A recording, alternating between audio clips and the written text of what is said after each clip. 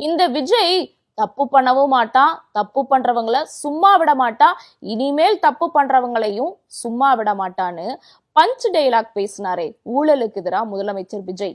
அந்த ஊழலை பண்ணதே அமைச்சர் நிர்மல்குமாரா இருந்தா அவரு மேல சட்ட நடவடிக்கை எடுப்பாரா முதலமைச்சர் விஜய்? நிர்மல்குமாரோட சொந்த ஊரை சேர்ந்த ஒரு நபர் முதலமைச்சரோட அமைச்சரவையில இடம்பெற்றிருக்கக்கூடிய சட்டத்துறை அமைச்சரா இருக்கக்கூடிய நிர்மல்குமார் ஊழல் பண்ணிருக்காரு, நில அபகரிப்பு பண்ணிருக்காருன்னு சொல்லி போலீஸ் ஸ்டேஷன்ல கம்ப்ளைண்ட் பண்ணிருக்காரு. இந்த வழக்கு ஒருவேளை உண்மையா இருக்கிற பட்சத்துக்கு முதலமைச்சர் விஜய் சட்டத்துறை அமைச்சரோட அமைச்சர் பதவியை பறிப்பாரா, அவரை கைது பண்ணுவாரா, அவர் மேல சட்ட நடவடிக்கை எடுப்பாரா? தமிழகத்துல 40 இடங்களுக்கும் மேல திடீர் ஆய்வு லஞ்ச ஒழிப்பு துறையினர் பண்ணிருக்காங்க. இந்த ஆய்வுல மட்டும் 58 லட்சம் ரூபாய் கைப்பற்றப்பட்டிருக்கு. இந்த 58 லட்சம் ரூபாயும் தாவேக அரசுல தான் கைப்பற்றப்பட்டிருக்கு. அந்த 58 லட்சம் ரூபாய் யாரோடது? இதுக்கு பின்னாடி யாரு இந்த ஊழல் பண்ணி சிக்கியிருக்கா? லஞ்ச ஒழிப்பு துறையினர் கைப்பற்றின அந்த 58 லட்சம் ரூபாய் யாரோடது? இந்த கேள்விக்கான விடைய இந்த வீடியோல பாத்திரலாம். Welcome to the News Flicks report. நான் சிலம்பு செல்வி. தாவேக ஆட்சிக்கு வந்த 50 நாள்லயே தமிழகத்துல இண்டு இடுக்கு தமிழ்நாடு முழுக்க இருந்த ஊழல் மொத்தமா ஒழிக்கப்பட்டுருச்சுன்னு முதலமைச்சர் விஜயிலிருந்து அமைச்சர் ஆதவர்ஜுனா வரைக்கும் ஆக்ரோஷமா பேசினாங்களே, அது உண்மைதானா?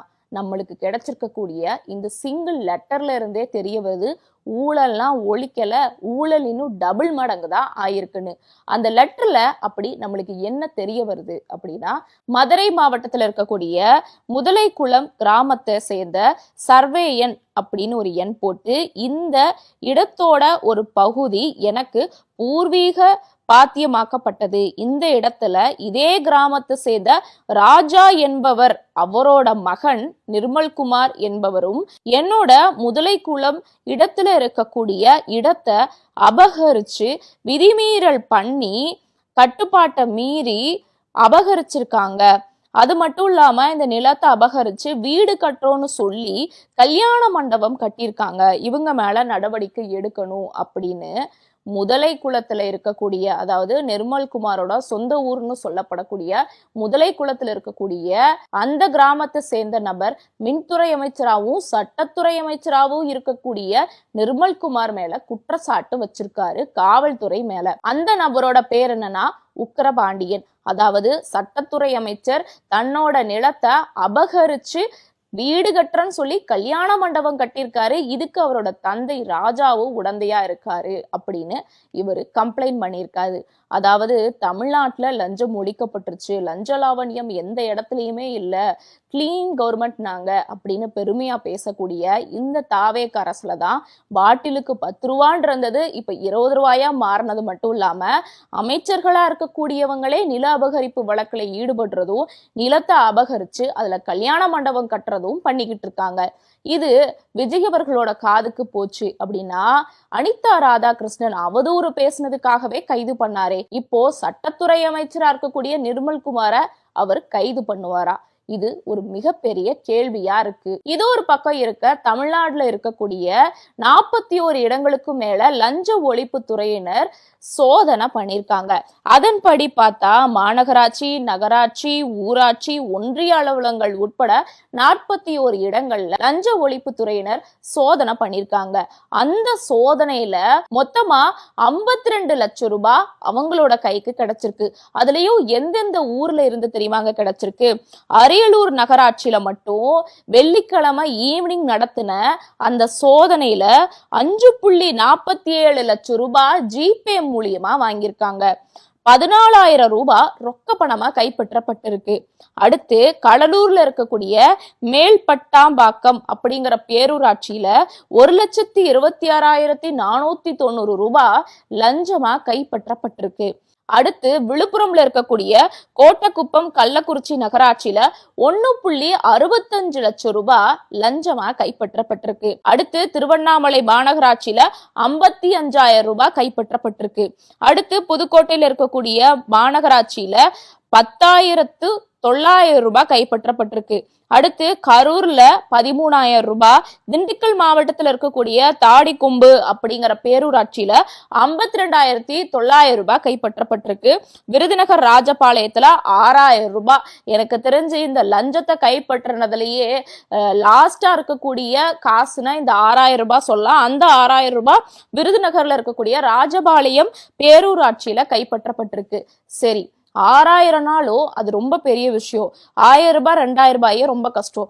6,000 ரூபாய்ங்கிறது இன்னுமே ஒரு கஷ்டமான விஷயம். இந்த 6,000மே பெருசா இருக்கிற பட்சத்துக்கு பொதுமக்களுக்கு 1 லட்சத்துக்கும் மேல 5 லட்சம்னு மொத்தமா 52 லட்சம் 41 இடங்கள்ல இருந்து லஞ்ச ஒழிப்புத்துறையினர் கைப்பற்றியிருக்காங்க. இந்த 52 லட்சமும் எந்த அரசுல இருந்து கைப்பற்றப்பட்டிருக்கு? நம்ம தாவேகா அரசுல இருந்து தான். அதாவது முதலமைச்சர் விஜய் பதவியேற்பு விழாலேயே பெருமையா பேசியிருந்தாரு, இனிமே கிளீன் கவர்மெண்டா நாங்க இருப்போம்னு. அவர் சொன்ன அந்த நாள்ல இருந்து இப்போ வரைக்கும் கைப்பற்றினது எவ்வளோ? 52 லட்சம் ரூபாய். இந்த 52 லட்சமும் தாவேகா அரசுல இருந்து தானே கைப்பற்றப்பட்டிருக்கு. அப்ப தாவேகா அரசுல ஊழலே நடக்கலன்னு இவங்க ஒத்துப்பாங்களா? அப்போ இதுல இருந்து நம்மளுக்கு என்ன தெரிய வருது? ஊழல் நடந்துகிட்டு தான் இருக்கு. ஆனா இவங்க ஃபேக்கான ஒரு நரேட்டிவை செட் பண்ணிக்கிட்டு இருக்காங்க. பாட்டிலுக்கு 10 ரூபான்னு இருந்தது 20 ரூபாய் ஆயிருச்சு. 42 இடங்கள்ல இருந்து 52 லட்சம் ரூபாய் கைப்பற்றப்பட்டிருக்கு. அமைச்சர் நிர்மல்குமாரே நில அபகரிப்பு வழக்குல சிக்கி இருக்காரு. இந்த மாதிரி இதுக்கும் மேல முந்தா நாள் கூட பொதுச் செயலாளரா தாவேகாவோட பொதுச் செயலாளரா இருக்கக்கூடிய புஷியானந்த் மேலேயே ஒரு ஊழல் வழக்கு ஒரு தாவேகா பெண் நிர்வாகி வழக்கறிஞர் அணி பிரிவை சேர்ந்த பெண் நிர்வாகி போட்டிருக்காங்க அப்படின்னு கூட செய்திகள் வெளியாச்சு. இப்படி தொடர்ச்சியா ஊழல் குற்றச்சாட்டுகள்ல அமைச்சர்கள் சிக்கிறது, அந்த கட்சியினர் சிக்கிறது, இந்த மாதிரி தொடர்ச்சியா நடந்துகிட்டு இருக்கு. இப்படி நடக்கிற பட்சத்துக்கு எங்க இருந்துங்க கிளீன் கவர்மெண்ட் இந்த தாவேகா அரசுல இருந்து கிடைக்குது? அப்ப இதுல இருந்தே தெரியுது முழுக்க முழுக்க பொய் தான் இவங்க பேசுறாங்கன்னு. இது எல்லாத்துக்கும் மேல மதுரை கிளை உயர் நீதிமன்றமே இந்த தாவேகா அரசுல ஊழல் நடக்குதுங்கிறத ஓப்பனா போட்டு உடைச்சிருக்காங்க. அவங்க என்ன சொல்லியிருக்காங்கன்னா, ஒரு ஊழல் குற்றச்சாட்டு வழக்க விசாரிக்கும் போது ஒவ்வொரு அரசுமே நாங்க கிளீன் கவர்மெண்டா இருப்போம், ஊழல் இல்லாத ஆட்சியை தருவோம், ஊழல் இல்லாத தமிழ்நாட்டை உருவாக்குவோம் தான் சொல்லி ஆட்சியை பிடிக்கிறாங்க. ஆனா எல்லா ஆட்சியிலுமே இந்த ஊழல்ங்கிறது நடந்துகிட்டு தான் இருக்கு. யாருமே ஊழலை தடுத்து நிறுத்தல அப்படின்னு இந்த தாவேகா அரசுக்கு மதுரை கிளை உயர் நீதிமன்றம் கொட்டு வச்சிருக்காங்க. இதுல இருந்து என்ன தெரிய வருதுன்னா, ஊழலையெல்லாம் இவங்க ஒழிக்கல. ஊழலை ஒழிச்ச மாதிரி சோசியல் மீடியால ஒரு நரேட்டிவ் செட் பண்றது, பிரஸ் மீட்டர் நரேட்டிவ் செட் பண்றது, அப்படி ஊழல் பண்ணி சிக்குனாலுமே அதுக்கும் திமுக தான் காரணம்னு சொல்லி அப்படியே டேக் டைவர்ஷன் அப்படின்னு அந்த பக்கம் திருப்பி விடுறது, இந்த மாதிரியான வேலை தான் இந்த தாவேகா அரசுல தொடர்ச்சியா நடந்துகிட்டு இருக்கு. நீங்க என்ன நினைக்கிறீங்க? தமிழ்நாடு முழுக்க 52 லட்சம் ரூபாய் லஞ்ச ஒழிப்புத்துறையினர் கைப்பற்றி இருக்காங்களே இந்த தாவேகா அரசு ஆட்சியில. அமைச்சர் நிர்மல்குமார் மேல நில அபகரிப்பு பண்ணிருக்காருன்னு போலீஸ் ஸ்டேஷன்ல கம்ப்ளைண்ட் பண்ணப்பட்டிருக்கு. இதெல்லாம் பத்தி நீங்க என்ன நினைக்கிறீங்க? மறக்காம உங்களோட ஒப்பீனியனை கமெண்ட்ல சொல்லுங்க.